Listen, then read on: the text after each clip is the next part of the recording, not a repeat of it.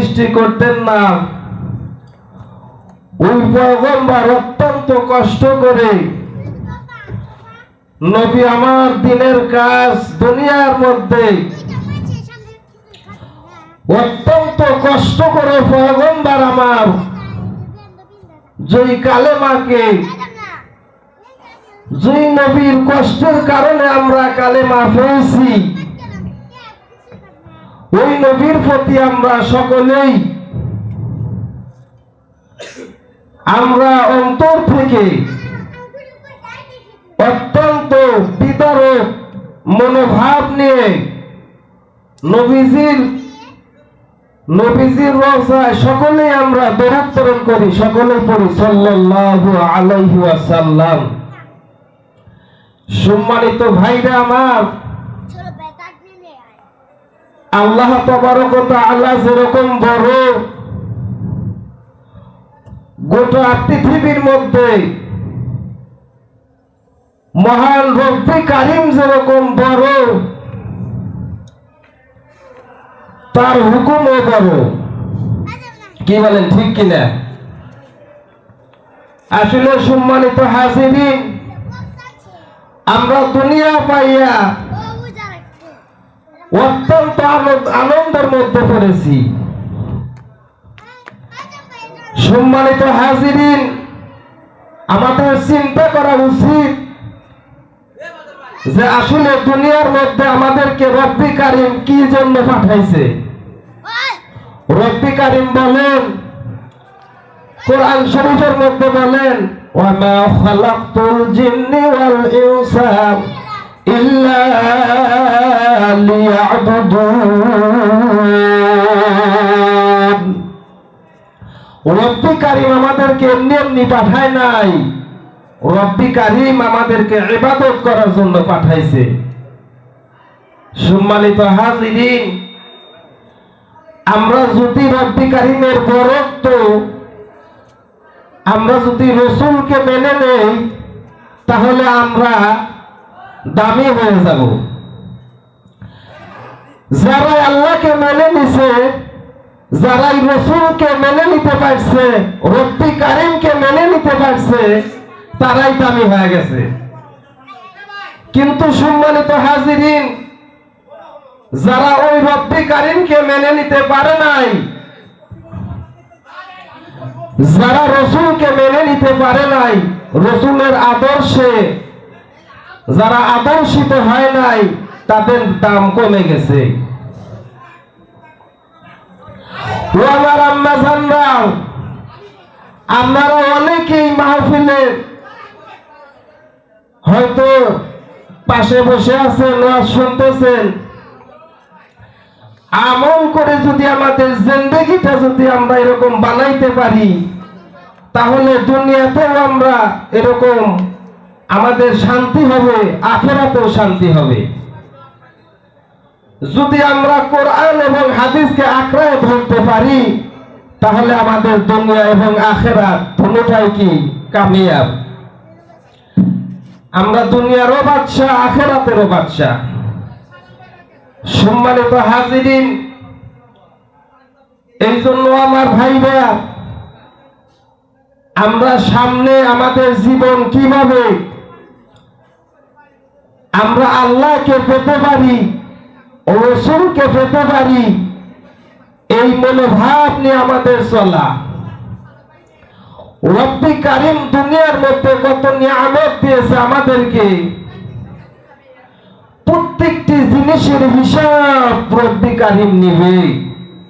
সম্মানিত ভাইরাও, আমরা এত বড় দুনিয়া পাইয়াও আমরা মনে করতেছি আমরা খাইতেছি, ফুর্তি করতেছি, আমরা মনে করতেছি আল্লাহ হিসাব নেবেন না। ও আমার বাপজিরাও, ভালো করে শুনে নেন, রব্বুল আলামিন প্রত্যেকটা জিনিসের হিসাব নেবেন। ও আমার ভাইরাও, দুনিয়ায় যতদিন আমরা থাকবো ভাই, দুনিয়ায় থাকা পর্যন্ত আল্লাহর কাছে আমরা যতক্ষণ পর্যন্ত না যাব, অতক্ষণ পর্যন্ত আমরা আল্লাহর কারিগরি বুঝতে পারবো না। ও আমার বাপজিরা, ও আমার ভাইরা, ও আমার মা বোনরা, ভালো করে শুনে নেন। দুনিয়ার 60 বছর বয়স যখন আমরা পাড়ি দিয়া কবরের দেশে চলে যাব, ও আমার মা বোন, ও আমার যুবক ভাইরা, বৌদ্ধ চাচা মিয়ারা, যখন দুনিয়ার জিন্দেগি ছেড়ে আমরা কবর নামক দেশে যাব, কবরে গিয়ে আমরা বুঝতে পারবো আমলের কি দাম ছিল, জিন্দেগি কোন কাজে কাটানোর কথা ছিল, আর কোন কাজে আমরা জিন্দেগিটা দুনিয়ায় কাটালাম। বাবা, আমরা মনে করতেছি খাইতেছি, সত্যি করতেছি, কোনো হিসাব হবে না। ও আমার বাপজিরা, দুনিয়ার মধ্যে আব্বা আম্মা কিন্তু অত্যন্ত ভালো মানুষ। আব্বা আম্মা কিন্তু সন্তানকে অত্যন্ত ভালোবাসে। বাবা, কিন্তু ভালো করে শুনে রাখবেন, আপনার সন্তানের যখন একটু বয়সটা একটু কাজের বয়সের উপনীত হয়ে যাবে, এই সন্তানকে আপনি বিয়ে করাবেন। বিয়ে করানোর পরে সন্তান যদি ঠিক মতো কাজ কাম না করে, আপনার মতো মুরব্বী কিন্তু ওই সন্তানকে বাড়িতে রাখতে চান না। আপনি ওই সময় কি বলেন, তুই বাড়ি থেকে বের হয়ে যা, তোর বউ এবং তুই বাড়ি থেকে বের হয়ে যা। আপনি কত ভালো ছিলেন, কিন্তু যখনই আপনি আর কামাই কাজি করেন না, আপনি মায়ের কাছেও কিন্তু দোষী, আব্বার কাছেও কিন্তু দোষী। ও আমার ভাইরা, ভালো করে শুনে রাখবেন, আপনি 70 সময় আদরের সন্তান ছিলেন, আপনি ছেলের সন্তান ছিলেন, কিন্তু স্বার্থের মধ্যে আঘাত লেগে গেছে কোন জায়গায়। বাবা, যে সময় আপনি কাজের উপনীত হয়ে গেছেন কিন্তু কাজ করেন না, আব্বারই কাজ করে খাওয়ার লাগে। এই মুহূর্তে আব্বার যখন পারে না ভাই, তখন বাধ্যতামূলক বাড়ি থেকে বের করে দেওয়ার জন্য, আলাদা করে দেওয়ার জন্য জুতা করে দিয়ে দেয়। কেন দিয়ে দেয়? আব্বা মার পারে না। ও আমার ভাইরা, দুনিয়া আমরা পাইছি ভাই, আমরা মনে করতেছি আল্লাহ আমাদের হিসাব নেবেন না, কিন্তু মুসলমান বন্ধুরা ভালো করে শুনে নেন। ও আমার আম্মা জানরা, আমল করে জিন্দেগি বানার লাগবে। নবীর পয়গম্বরের বিবিরাও তো আপনাদের মতো মানুষ ছিল। ও আমার আম্মা জানরা, ভালো করে শুনে নেন না, দুনিয়ার জিন্দেগি কয়দিনের না, দুনিয়া তো একদিন আমরা ছেড়ে কবরের দেশে চলে যাবো। দুনিয়া থাকার জায়গা নয়, কবরে আমাদের প্রত্যেকেরই কিন্তু যাওয়া লাগবে।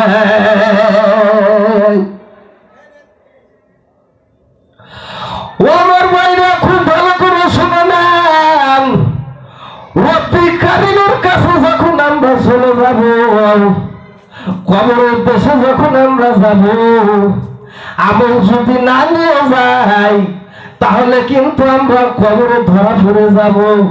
আব্বা মার কাছে কিন্তু আমরা 70 সময় ভালো ছিলাম বাবা, কিন্তু যে সময় কাজকর্মের বয়স আমাদের হয়ে গেল, কাজকর্ম যখন না করি তখন আব্বা আম্মা কিন্তু বাড়ি থেকে বের করে দেয়। বাড়ি থেকে যদি বের করে নাও দেয়, জোতা করে দেয়। বলেন ঠিক কিনা? ও আমার ভাই বলেন ঠিক কিনা? কেন দেয়? সম্মানিত হাজিরিন, রব্বি কারিমের আমল যদি আমরা না করি, রব্বি কারিম আমাদেরকে কোন সুবিধা দেয় নাই বাবা।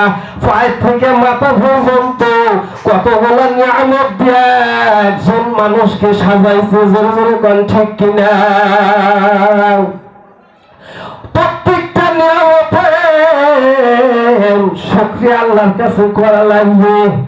আল্লাহ প্রত্যেকটা নিয়ামতের হিসাব দেবে বাবা।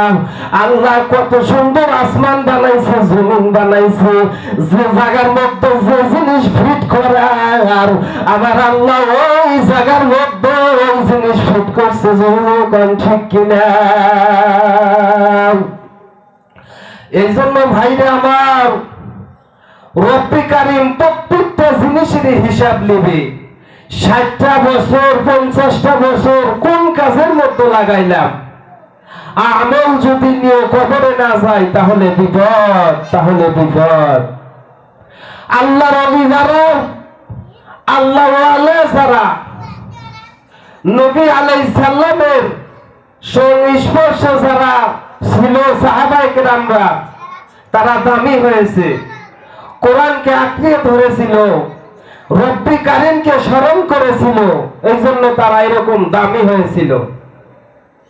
সম্মানিত ভাইরা আমার, আমরা যদি কোরআনকে ধরতে পারি, হাদিসকে যদি আমরা আঁকড়ে ধরতে পারি, তাহলে আমরাও কিন্তু সাহাবায়ে কেরামদের মতো দামি হব, আল্লাহর ওলিদের মতো আমরাও কিন্তু দামি হব।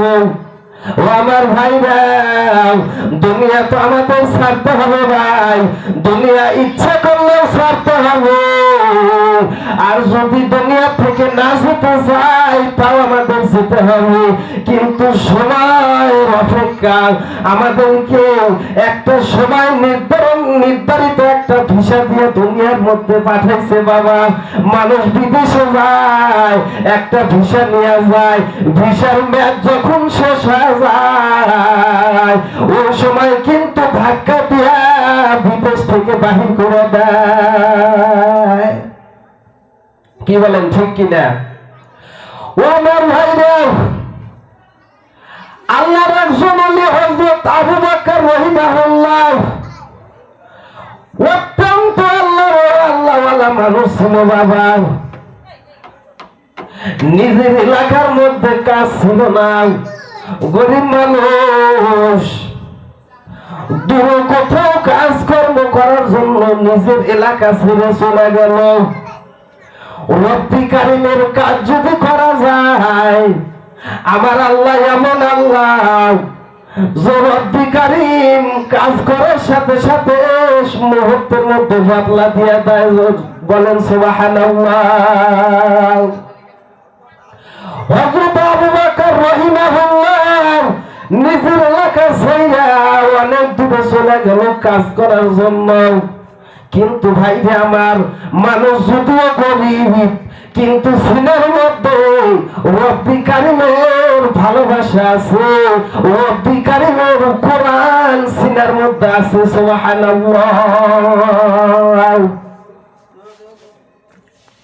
ও আমার ভাইরা, আল্লাহর ওলি আবু বকর রাহিমাহুল্লাহ যখন নিজের এলাকা ছেড়ে অনেক দূরে কাজ করার জন্য চলে গেল বাবা, একটা মসজিদ থেকে আযানের আওয়াজ ভেসে আসলো।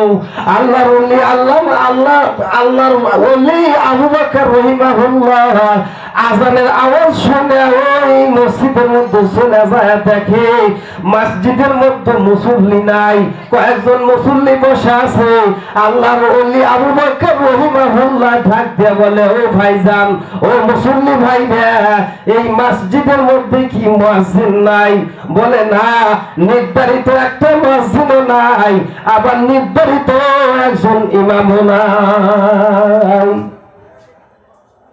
বলে, শোনেন, আপনার বাড়ি কোন জায়গায়?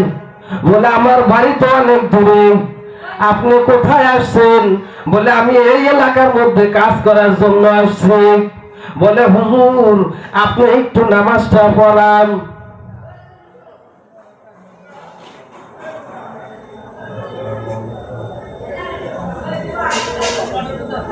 হুজুর, আপনি আসছেন কি? জি, আমি কথা বলতেছি। জি,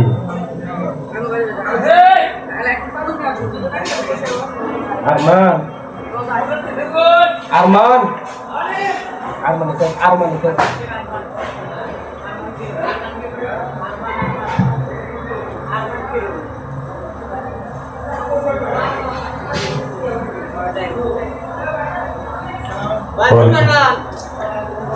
আতিক ভাই, আতিক ভাই, আতিক ভাই, ডাক দেন, মুক্তা ভাই ডাক দেন।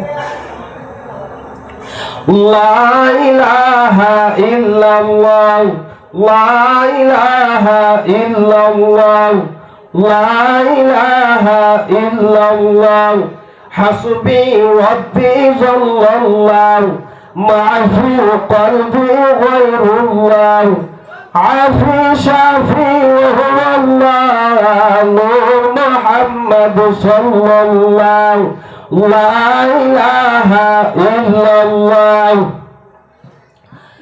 এই আল্লাহর ওলি আবু বকর রাহিমাহুল্লাহ মসজিদের মধ্যে চলে গেল। মসজিদে চলে যাওয়ার পরে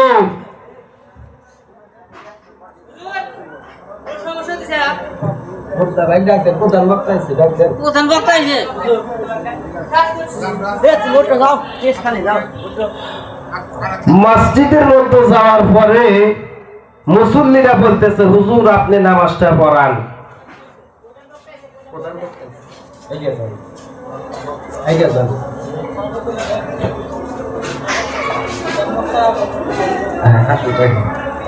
আল্লাহর ওলি আবু বকর রাহিমাহুল্লাহ আল্লাহর ওলি আবু বকর রাহিমাহুল্লাহ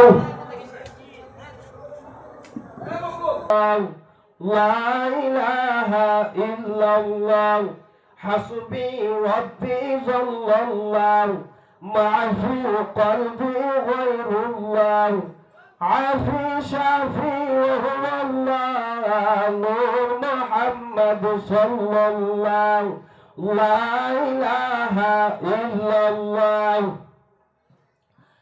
এই আল্লাহর ওলি আবু বকর রাহিমাহুল্লাহ মসজিদের মধ্যে চলে গেল। মসজিদে চলে যাওয়ার পরে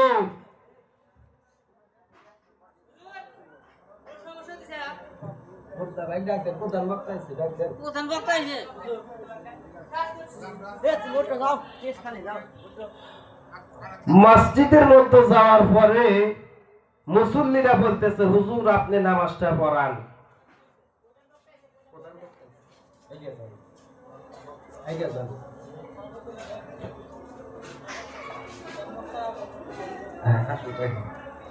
আল্লাহর ওলি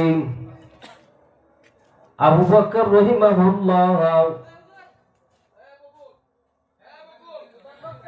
আল্লাহর ওলি আবু বকর রাহিমাহুল্লাহ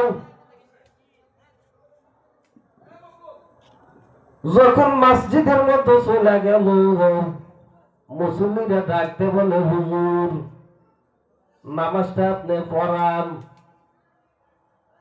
আল্লাহর ওলি আল্লামা আবু বকর রাহিমাহুল্লাহ যখন মুতাওয়াজ্জিহান ইলা জিহাতিল কাবাতিশ শরীফাতি আল্লাহু আকবার বলে নামাজ পড়ান শুরু করলো, বাবা কিরাত যখন পড়তে শুরু করছে, ইয়া আইয়ুহাল মুযাম্মিল কুমিল লাইলা ইল্লা ক্বালিলা নিসফাহু আও কুস মিনহু ক্বালিলা। নামাজ যখন শেষ করে দিল, কিরাত খুব সুন্দর করে যখন নামাজটা পড়াইল, মুসল্লিরা ডাকতে বলে, হুজুর আপনার বাড়ি কোন জায়গা, আপনার চিনি না। হুজুর শোনেন, আপনি আমাদের এই জায়গায় থাকবেন, এই জায়গায় থেকে আপনি নামাজ কালাম পড়াবেন, আমি আপনাদেরকে কিছু হাদিয়া দিব। ও আমার ভাইরা, আল্লাহর ওলি আল্লামা আবু বকর রাহিমাহুল্লাহ